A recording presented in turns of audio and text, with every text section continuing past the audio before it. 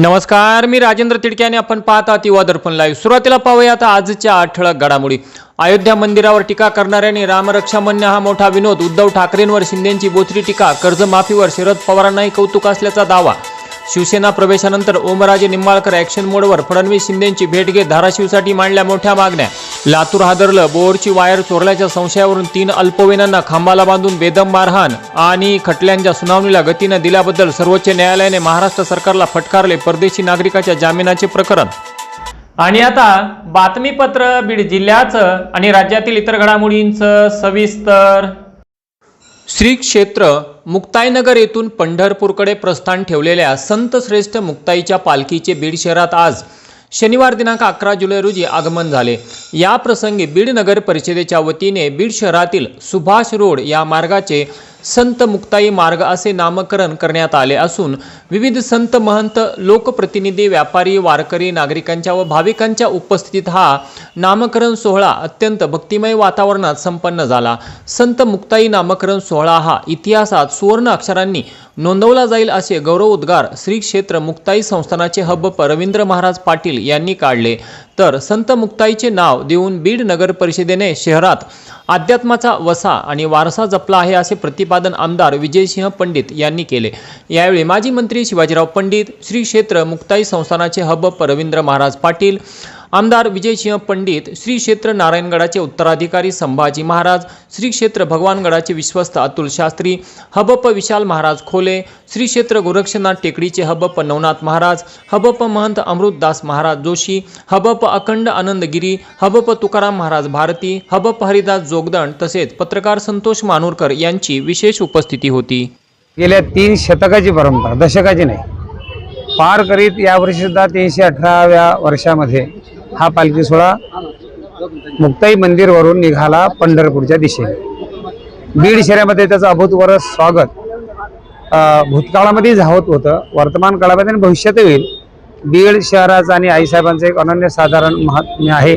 आदिशक्ती मुक्ताबाईंचे आजोबा गोविंदपंत कुलकर्णी यांची इथं समाधी आहे बिंदुसरीच्या तीरावर आणि त्याचा स्नेह म्हणून दरवर्षी पालखी सोहळ्याचं हृदयगत स्वागत गावकरी करतच असतात।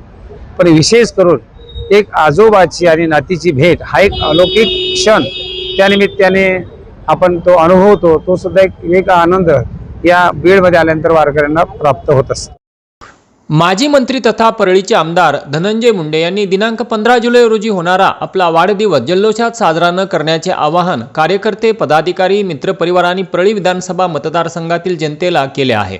सोशल मीडियावर पोस्ट करत त्यांनी वाढदिवसानिमित्त उत्सवाऐवजी समाज उपयोगी उपक्रम राबवण्याचे आवाहन केले आहे। धनंजय मुंडे यांनी आपल्या पोस्टमध्ये म्हटले आहे की जीवनात काही क्षण असे असतात की जे कोणताही उत्सव साजरा करण्यापेक्षा समाजाप्रती असलेल्या जबाबदारीची जाणीव करून देतात। दिवंगत उपमुख्यमंत्री तथा लोकनेते अजितदादा पवार यांच्या अकाली निधनामुळे संपूर्ण राज्य शोकाकुल आहे। जनतेसाठी अखंड झटणारा आणि विकासाला दिशा देणारा मोठा नेता आपण गमावला असून त्यांच्या आठवणींना अभिवादन करत असताना कोणत्याही प्रकारचा उत्सव साजरा करणे मनाला पटत नसल्याचे त्यांनी म्हटले आहे। यासोबतच परळी विधानसभा मतदारसंघासह परिसरात अत्यल्प पावसामुळे शेतकरी, कष्टकरी आणि सर्वसामान्य नागरिक हे चिंतेत असल्याचे त्यांनी नमूद केले आहे। अशा परिस्थितीत वाढदिवसाचा जल्लोष करणे योग्य वाटत नसल्याचे सांगत दिनांक 15 जुलै रोजी कोणतेही बॅनर, पोस्टर, होर्डिंग, स्वागत कमानी, फटाक्यांची आतषबाजी किंवा मिरवणुका आयोजित करू नयेत अशी कळकळीची विनंती त्यांनी या पोस्टद्वारे केली आहे। चकलंबा पोलीस ठाण्याचे सहाय्यक पोलीस निरीक्षक सचिन इंगळे यांच्या टीमने अवैध धंद्यावरील कारवाया आणखीनच गतिमान केल्या असून शुक्रवार दिनांक 10 जुलै रोजी गांजाची शेतीच पोलिसांनी उघडकीस आणत तब्बल 48 लाखांचा मुद्देमाल जप्त करण्यात आला आहे। चकलंबा पोलीस ठाण्याच्या हद्दीतील सुरळे गावच्या गट क्रमांक 113 मधील उसाच्या शेतात गांजाची लागवड करण्यात आल्याची खात्रीशीर माहिती सहाय्यक पोलीस निरीक्षक श्री सचिन इंगळे यांना मिळताच त्यांनी तात्काळ आपल्या टीमला सदर ठिकाणी पाठवून खात्री केली असता उसाच्या शेतात गांजाची लहान मोठी अशी 253 झाडे लावल्याचे उघडकीस आले। यात काही झाडांचे वजन 184.4 किलो असून त्यांची किंमत 48,10,000 व 4 किलो 300 ग्रॅम सुका गांजा ज्याची किंमत 2,06,000 रुपये तसेच 450 ग्रॅम निमसुका गांजा ज्याची किंमत 11,250 रुपये असून एकूण 48,27,650 रुपये किमतीचा मुद्देमाल पोलिसांनी यावेळी जप्त केला आहे। या प्रकरणी मनोज उर्फ बादल भगवान आंधळे वय 36 वर्षे राहणार नगद नारायण वस्ती सुरळेगाव याच्यावर गुन्हा दाखल करण्यात आला असून ही कारवाई सहाय्यक पोलीस निरीक्षक सचिन इंगळे यांच्या मार्गदर्शनाखाली PSI गणेश खराडकर, ASI सोमनाथ कुलकर्णी, विश्वनाथ प्रधान, नरेंद्र बांगर, हनुमंत इंगोले, संदीप गायकवाड व प्रशांत धोंगडे यांनी मिळून केली।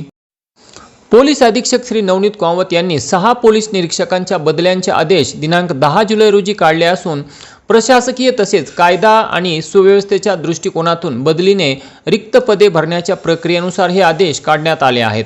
केज पोलीस ठाण्याचे पोलीस निरीक्षक स्वप्नील उनवणे यांची बीड येथील आर्थिक गुन्हे शाखेचे प्रभारी म्हणून बदली करण्यात आली आहे, तर त्यांच्या जागी माजलगाव शहर पोलीस ठाण्याचे पोलीस निरीक्षक राहुल सुरेतळ यांची नियुक्ती करण्यात आली आहे।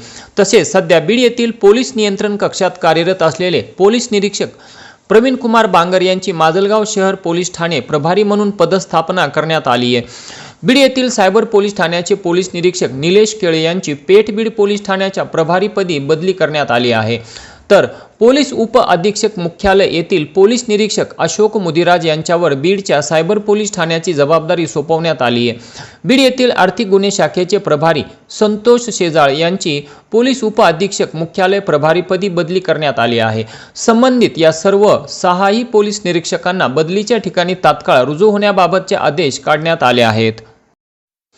नेकनूर बस स्थानक परिसरात एकट्या महिलांना लक्ष्य करून हात चालाकीने सोन्याचे दागिने चोरी करणाऱ्या 2 महिला आरोपींना अटक करण्यात नेकनूर पोलिसांना यश मिळाले आहे।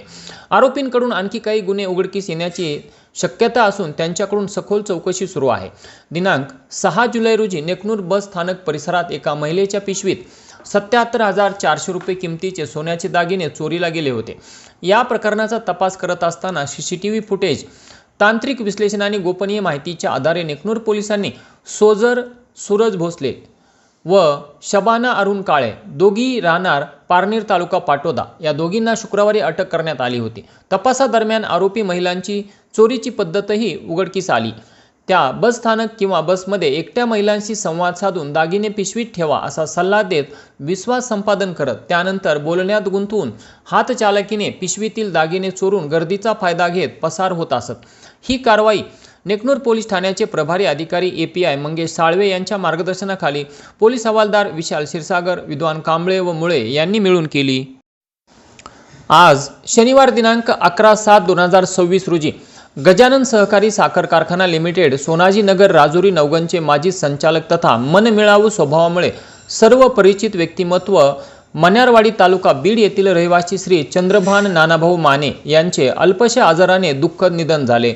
स्वर्गीय चंद्रभान माने हे छत्रपती राजर्षी शाहू बँकेचे वरिष्ठ अधिकारी विनायक आगळे यांचे लहान बंधू विकास आगळे यांचे ते सासरे होत। नानाभाऊ माने यांच्या निधनाने माने व आगळे कुटुंबियांवर दुःखाचा डोंगर कोसळला आहे। त्यांच्या दुःखात युवादर्पण लाईव्ह परिवार सहभागी आहे।